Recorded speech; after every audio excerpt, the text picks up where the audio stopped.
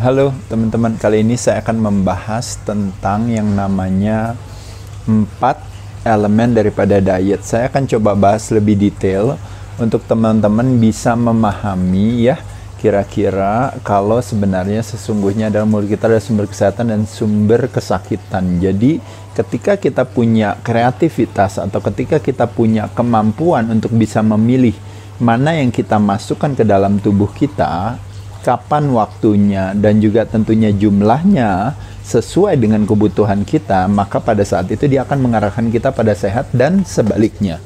4 elemen daripada diet, kalau teman-teman tahu, yang sudah sering saya kemukakan. 1 adalah sumber, 2 adalah penyajian, ya.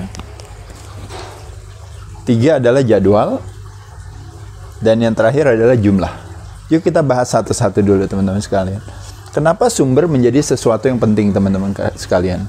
Karena kembali lagi kita berbicara sumber, di situ ada sumber, ada karbo, ada protein, ada lemak ya. Nah, teman-teman tahu sumber karbohidrat itu tentu berbeda-beda. Contoh misalnya ada karbohidrat yang sifatnya olahan. Ada karbohidrat yang non-olahan. Yang non-olahan juga ada yang namanya patty, starches, ada juga yang grains, yang biji-bijian. Selain itu juga ada sumber karbohidratnya juga yang berupa seratnya tinggi, sayur-sayuran. Ada juga sumber karbohidrat juga yang sifatnya buah-buahan. Nah, buah-buahan mengandung apa? Mengandung fruktosa. Nah, gula dari fruktosa hanya bisa dimetabolisme oleh tubuh kita, hanya ada di liver. Nah, jadi teman-teman bisa lihat, kalau kita berbicara yang namanya sumber karbohidrat, kita mau makan sumbernya, tentu kita mesti pinter atau cerdas untuk memilih. Kalau seandainya saya makannya fruktos dari buah-buahan, maka saya nggak bisa terlalu banyak karena liver saya hanya bisa menampung gula yang terbatas. Dalam hal ini yaitu adalah si fruktosa tersebut. Makanya kenapa kalau kebanyakan gula dari buah satu, kebanyakan gula dari gula pasir, kebanyakan gula dari makanan olahan yang mengandung high fructose corn syrup, otomatis akhirnya kita nanti akan bisa punya problem di salah satunya yang paling populer yaitu adalah fatty liver disease ya, kalau teman-teman tahu, atau bahkan kalau teman-teman konsumsikan alkohol, ada yang namanya alcoholic fatty liver disease. Nah, jadi sumber menjadi begitu penting untuk kita memilih sehingga nanti kebermanfaatannya pada tubuh kita tentu akan berbeda-beda kalau kita salah milih sumber. Paham ya teman-teman? Makanya kenapa elemen sumber adalah menjadi elemen yang utama untuk kita memiliki sebuah strategi yang akan mengarahkan kita pada sehat atau pada sakit. Begitupun juga dengan protein kan teman-teman ya. Protein teman-teman dapetin dari mana? Kalau seandainya teman-teman tidak punya masalah dengan digestive system gitu ya. Teman-teman bilang, oh saya mau coba ambil sumber proteinnya misalnya dari nabati dibandingkan dengan hewani. Karena kalau hewani saya membutuhkan badan untuk menciptakan tingkat keasaman yang lebih tinggi. Sehingga jadi akhirnya untuk mengaktifasi si enzim, berarti saya butuh pH yang rendah gitu ya. Nah, sedangkan kalau saya konsumsinya dari nabati, saya hanya cukup dengan menggunakan ludah saya sudah acting sebagai enzim tersebut untuk bisa mencerna makanan dengan lebih nyaman. Makanya saya coba memilih dari ini. Tapi di sisi lain, oh ternyata dari profil amino acid atau asam amino, turunannya daripada ketika kita mengkonsumsikan protein, ternyata profilnya kalau asam amino acid itu ada 20, yang esensial ada 8 atau 9. Nah, ternyata profil asam amino di tumbuh-tumbuhan ternyata lebih kurang lengkap dibandingkan dengan asam amino yang berasal dari hewani misalnya. Nah, itu jadi pertimbangan lagi sama teman-teman. Apa saya mau yang itu ya? Gitu. Dan selanjutnya juga misalnya lemak. Lemak ada lemak yang olahan, ada yang lemak yang alami. Lemak yang olahan ternyata lemaknya pro terhadap peradangan, inflamasi ya kalau teman-teman tahu. Nah, sedangkan lemak yang alami ternyata malah anti peradangan. Termasuk juga kalau kita bicara ada omega 3, omega 6, keseimbangannya. Ternyata kalau omega 3-nya lebih banyak, tentu lebih anti peradangan. Omega 6-nya lebih banyak, lebih pro peradangan. Nah, pada saat itu juga kita harus memilih. Jadi sekali lagi teman-teman sekalian, pilihan sumber itu akan mempengaruhi reaksi tubuh kita untuk memberikan instruksi makanan tersebut mau dipakai untuk apa. Untuk dipakai untuk pertumbuhan ototnya, dipakai untuk pertumbuhan selnya, untuk dipakai untuk misalnya untuk disimpan di dalam sel lemak, untuk disimpan di dalam liver misalnya, untuk dijadikan glikogen oleh otot dan sebagainya. Jadi oleh sebab itu pilihan sumber akan berhubungan dengan instruksi yang disampaikan oleh tubuh terhadap makanan yang kita konsumsikan. Paham ya? Itu satu. Kedua adalah yang namanya penyajian. Nah, penyajian yang paling populer kan contohnya misalnya kan goreng-gorengan kan? Nah, gorengnya pakai apa nih teman-teman? Nah, itu akan hubungannya dengan inflamasi. Makanya kenapa kalau teman-teman akhirnya salah satu yang paling populer misalnya terjadi yang namanya pengentalan darah dan sebagainya, itu disebabkan karena apa? Karena salah satunya yang paling populer dari goreng-gorengan misalnya contohnya adalah yang paling populer adalah minyak goreng yang berasal dari tumbuh-tumbuhan atau sayur-sayuran. Nah, yang jadi tantangan daripada ini adalah bukan salah sayurnya, misalnya si kanolanya atau si jagungnya atau si soynya atau si yang lain-lainnya, tapi lebih ke kedelainya, tapi lebih kepada prosesnya yang terlalu lama dengan pemanasan, dengan prosesnya yang terlalu panjang, dengan pemanasan yang tinggi, akhirnya dia merusak nilai daripada kualitas makanan tersebut. Akhirnya terjadi yang namanya keracunan atau toxicity. Salah satunya yang paling populer terminologinya trans fat ya, misalnya teman-teman. Nah, jadi akhirnya teman-teman bilang, ya udah deh, saya akan memilih sumber lain untuk saya jadikan sebagai penyajiannya. Akhirnya tadi apa teman-teman lain, misalnya kalau saya harus goreng, berarti daripada saya goreng pakai minyak goreng, saya pakai coba dengan misalnya dengan butter gitu, karena butter lebih alami daripada dengan minyak goreng yang lebih olahan karena prosesnya lebih panjang. Selain itu juga, kalau seandainya penyajiannya saya nggak goreng, boleh nggak saya pakai penyajian-penyajian yang lain? Bisa dikukus, bisa dipanggang, bisa direbus, bisa dipepes gitu ya, atau bahkan makannya mentah misalnya kayak gitu ya. Jadi varian penyajian akan berpengaruh terhadap apa? Terhadap jumlah. Dalam hal ini yaitu adalah tentunya tadi kalori tadi kan, otomatis kan ketika kita misalnya penyajian yang kita bilang goreng-gorengan, otomatis kalorinya pasti akan lebih tinggi. Terlepas daripada nanti kita akan bahas lagi sendiri di sini ya masalah soal kalori tersebut. Lalu yang ketiga yaitu adalah jadwal. Nah, ini adalah salah satu yang kalau kita berbicara yang sering saya kemukakan gitu ya. Jadi saya bukannya berkampanye atau mempromosikan intermittent fasting, tapi lebih kepada saya hanya mencoba untuk lebih realistis menjelaskan kepada teman-teman bahwa kok teman-teman nggak pria nggak wanita, nggak tua nggak muda, nggak miskin nggak kaya, semua dimasukin ke mulutnya ternyata memberikan kegemukan dan akhirnya nanti akan mengarahkan kita pada kesakitan. Nah, tapi ketika tidak makan, ternyata malah kualitas kesehatan kita malah jadi meningkat gitu. Makanya kenapa wajar gak kalau ketika kita bilang tidak makan malah akan lebih baik. Nah, konsep daripada elemen diet yang berbicara soal jadwal, kita akan membahas tentang yang namanya manajemen dalam hal jendela makan dan jendela tidak makan.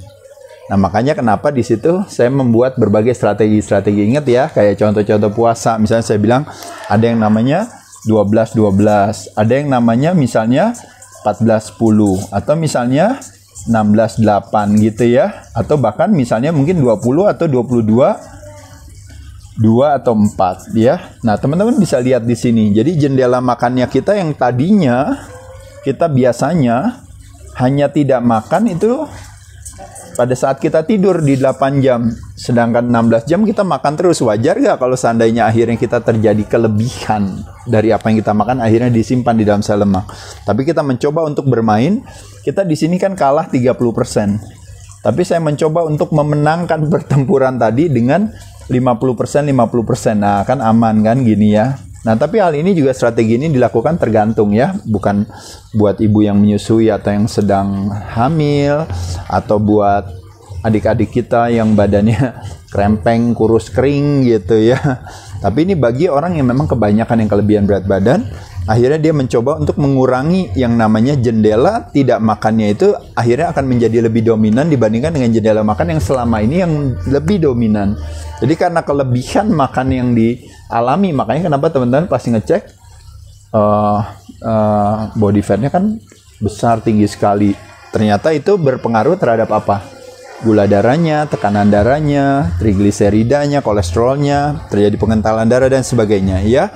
Lalu selanjutnya teman-teman kita lihat di sini, akhirnya turun-turun teman-teman coba menaikkan jendela tidak makannya jadi 14 jam, jadi 16 jam, jadi 20 jam, yang tidak makannya jadi semakin berkurang. Nah, pada saat itulah terjadi upaya membuat satu shifting kalau teman-teman lihat ya. Jadi ketika kita tidak makan, ketika kita puasa, kita mencoba untuk energinya datangnya dari mana? Badannya tetap akan ngambil energi. Cuma ngambil energinya adalah dari cadangan makanan yang sudah kita miliki. Jadi bukan terjadi pengurangan kalori sebenarnya di sini.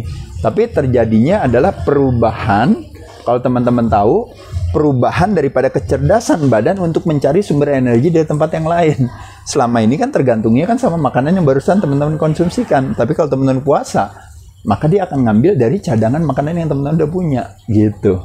Jadi sebenarnya kalau kita bilang kebutuhan kalorinya tetap terpenuhi gak oleh tubuh kita? Sebenarnya tetap terpenuhi, ya. Dan yang terakhir adalah kita berbicara yang namanya jumlah. Ini yang paling populer kan? Yaitu adalah makanya kenapa orang bilang ada yang namanya kalori in dan kalori out. Jadi kalau katanya kalau orang kegemukan adalah karena kalori in-nya kebanyakan.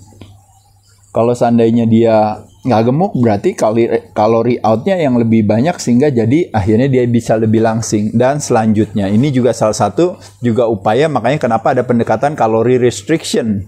Supaya biar yang in dan out-nya ini bisa seimbang. Tapi yang menjadi problem dengan pendekatan hal tersebut, kalau kita berbicara kalori teman-teman sekalian, problemnya adalah kalau kita boleh jujur, kita mengalami yang namanya kesulitan sebenarnya untuk menghitung yang namanya in dan out. Jadi kalau kita berbicara secara teoretis di atas kertas, kita mungkin bisa ngomongin hal tersebut. Tapi seperti juga pengalaman saya pribadi, kalau saya ditanya, udah puluhan tahun saya diet dan saya bisa memaintain berat badan saya normal, dengan kadar lemak yang rendah, dengan komposisi tubuh yang seimbang. Tapi pertanyaannya, pernah gak saya ngitung kalori? Jawabannya tidak pernah. Alasannya kenapa? Karena saya tidak punya kemampuan itu. Kesatu, saya tidak punya kemampuan disiplin untuk menimbang-nimbang semua makanan yang saya makan. Kedua, saya juga tidak punya garansi. Kalau teman-teman lihat di sini, apa yang terjadi? Jangankan kita ngomongin kalori in yang masuk ya. Kalori yang kita keluar aja kita nggak tahu kita bisa berapa banyak kita membakarnya. Karena apa? Karena balik lagi teman-teman sekalian. Kita lihat di sini. Yang menentukan pembakaran kalori di badan kita itu salah satunya dikenal dengan namanya resting energy expenditure. Kalau dalam hal ini yang disebut dengan basal metabolic rate. Di Ryan Institute kita ngajarin beberapa strategi buat menghitung BMR. Salah satunya adalah berat badan dikurangi ya kadar lemak, ketemu angkanya disebut dengan namanya lean body mass kali 22. Ini rumusannya. Kenapa 22? Karena dari kilogram dikonversikan ke pound. Nah, nanti akan ketemu yang namanya BMR tersebut. Ini tuh secara teoretis. Apakah sebenarnya seperti itu kita nggak tahu juga gitu. Tapi dalam hal kita ada di kertas ya kita bisa bahas ini seolah-olah seperti itu. Di sini intinya sebenarnya kenapa saya ngajarin ini hanya lebih kepada mau tunjukkan betapa kalau otot kita banyak, lemak kita rendah, maka jatah makan kita bisa lebih tinggi. Sebenarnya maksudnya itu. Tapi teman-teman bisa lihat di sini betapa kita mengalami kesulitan sebenarnya untuk menentukan yang namanya resting metabolic rate kita. Nggak akan pernah bisa pasti atau bahasa Inggrisnya itu exact gitu ya. Exact numbernya sulit. Kedua, ada yang disebut dengan yang namanya kebalikannya. Jadi non-resting energy expenditure. Nah, kan ini contohnya non-exercise activity thermogenic. Jadi artinya kita juga akan bakar kalori juga pada saat dimana kita mungkin bergerak, ngapain. Makanya kenapa orang tanya, Mas Ade kalau cuci baju itu olahraga gak? Kalau sapu olahraga gak? Ini aktivitas sehari-hari kita ini yang disebut dengan namanya non-resting energy expenditure ini tadi. Terutama dikenal dengan namanya non-exercise activity thermogenics. Kebalikannya, kalau latihan disebut yang namanya exercise activity thermogenesis. Paham ya teman-teman sekalian ya? Nah di sini bisa gak dipakai menentukan, oh iya smartwatch bilang katanya ini bisa membakar kalorinya jumlahnya segini, ini apa? Itu kan kata smartwatch gitu. Balik lagi ini dia memakai panduan tertentu untuk menentukan itu. Aslinya apakah seperti itu? Kalau seandainya Desi lagi stres, misalnya lagi apa, itu kira-kira siapa yang akan ngatur itu bahwa kalorinya akan terjadi, kan bisa gak? Kan bisa ya maksudnya. Jadi sesuatu yang susah untuk ditentukan sebenarnya hal itu. Termasuk juga dengan kalau kita berbicara tadi kan sumber atau jenis makanan tertentu ternyata memiliki yang namanya thermic effect of food itu sendiri. Jadi tergantung daripada ibaratnya banyak hal, mulai dari sumbernya, mulai dari penyajiannya dan sebagainya, itu tentu efek food terhadap kalau kita ngomongin menciptakan panas, makanya thermogenics gitu, atau dikenal dengan yang namanya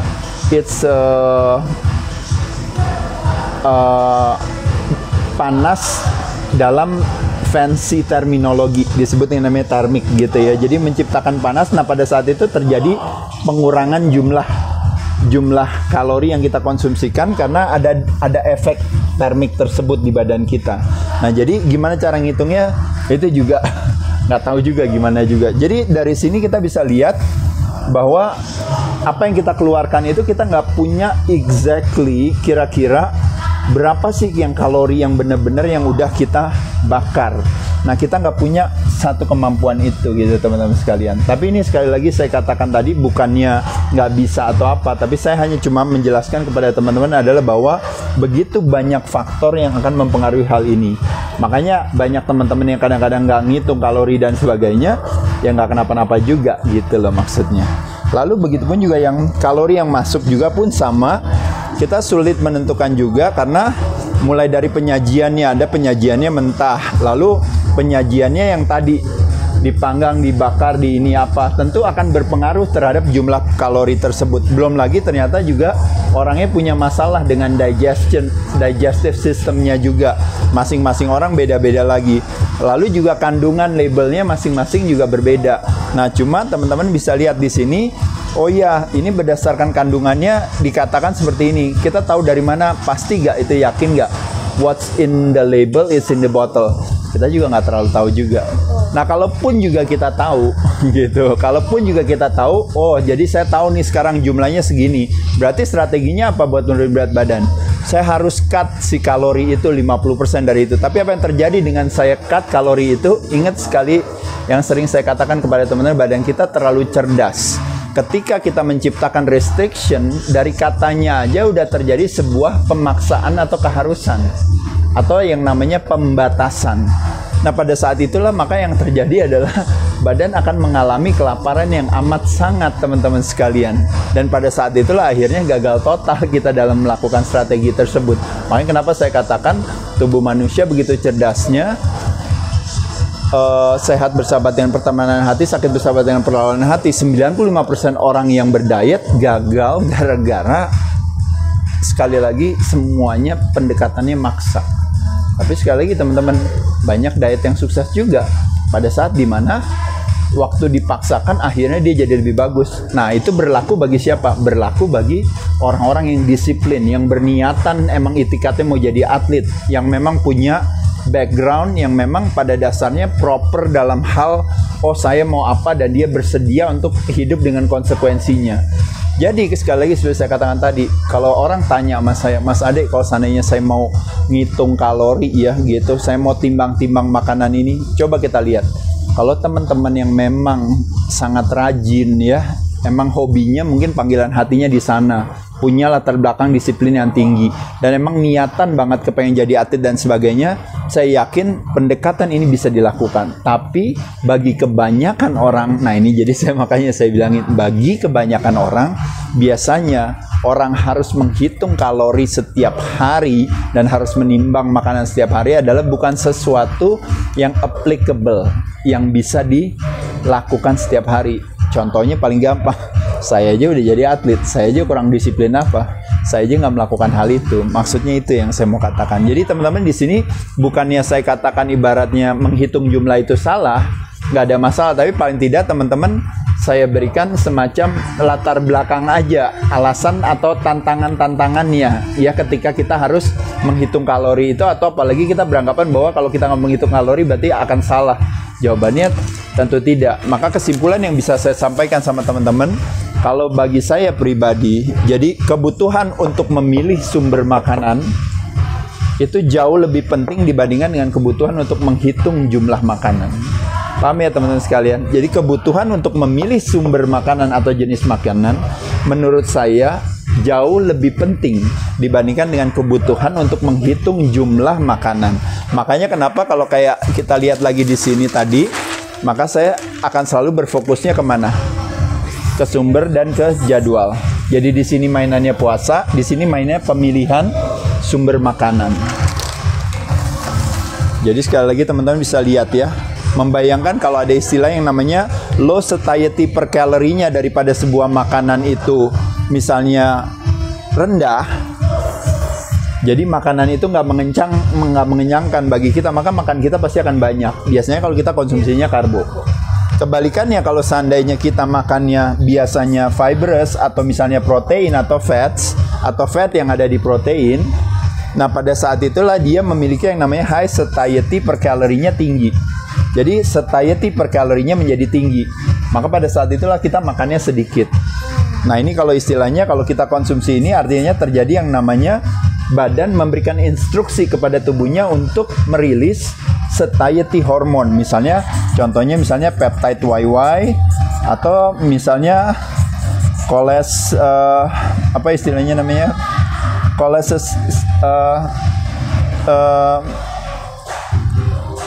Cholecystokinin. Cholecystokinin dan peptide YY adalah salah satu daripada, kalau istilahnya is a satiety hormone yang dirilis oleh badan pada saat kita mengkonsumsikan protein dan fat. Maksudnya itulah teman-teman. Nah jadi pada saat itulah makanya kenapa kita makannya jadi lebih dikit. Nah di sini akhirnya saya bisa bilang sekali lagi jumlah kalori bisa sama 100 kalori. Yang satu dari donat 100 kalorinya, yang satu dari misalnya dari steak atau dari telur misalnya. Instruksinya beda gak des di badan? Padahal jumlahnya sama gak kalorinya? Sama. Jadi makanya kenapa yang saya katakan tadi ini hanya lebih kepada sebuah pertimbangan. Tapi bagi teman-teman bilang, tapi kalori penting kan Mas Ade? Jawabannya ya iya pasti. Kalori in dan kalori out berarti mesti seimbang, tentu jawabannya. Tapi keseimbangan itu akan terselenggara kalau seandainya apa teman-teman? Teman-teman bisa pandai untuk memilih makanan. Tapi kalau seandainya orang bilang, Mas Ade, tapi kalau nggak ngitung kalori, abis itu boleh makan apa aja, kalorinya berlebihan, tetap aja nanti nggak akan ada hasil. Jawabannya iya. Artinya yang salahnya adalah apa? Yang salahnya adalah teman-teman, kalau saya bicara pilihan sumber makanan, teman-teman harus pintar memilih sumber makanan. Bukan berarti teman-teman sudah nggak menghitung kalori, tapi makanan boleh sembarangan. Ya tentu kan nggak bisa kayak gitu ya teman-teman ya. Jadi gimana pun juga, kayak kita, makanya kenapa ada konsep yang selalu saya bilang, fat burning dan fat loss. Tapi saking teman-teman, oh saya kan nggak perlu ngitung kalori gitu, saya kan apalagi ketogenics misalnya, saya makan lemaknya tinggi aja nggak ada masalah. Teman-teman bayangin makan lemak yang tinggi, akhirnya yang di burning pada saat proses kita melakukan aktivitas olahraga adalah justru yang di burning adalah lemak yang barusan dikonsumsikan. Padahal yang kita mau adalah fat loss terjadi ketika dengan yang di burning itu harusnya adalah lemak yang ada di cadangan makanan kita. Makanya kenapa butuh puasa gitu. Makanya kenapa pendekatan ketofastosis. Jadi ada puasanya, ada low carbsnya, itu akhirnya menjadi kombinasi yang baik gitu. Dan dengan pilihan sumber lemak yang cerdas. Bukan berarti alasan saya memakai ketofastosis hanya gara-gara iya karena saya senang makan goreng-gorengan Mas Ade, jadi nggak apa-apa ya. Jadi jawabannya bukan itu. Tetap 4 elemen itu tetap berfungsi.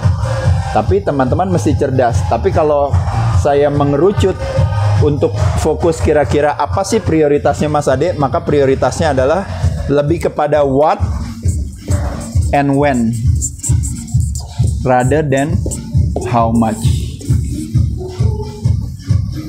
Maksudnya itu teman-teman. Makasih ya, semoga bermanfaat. Cheers.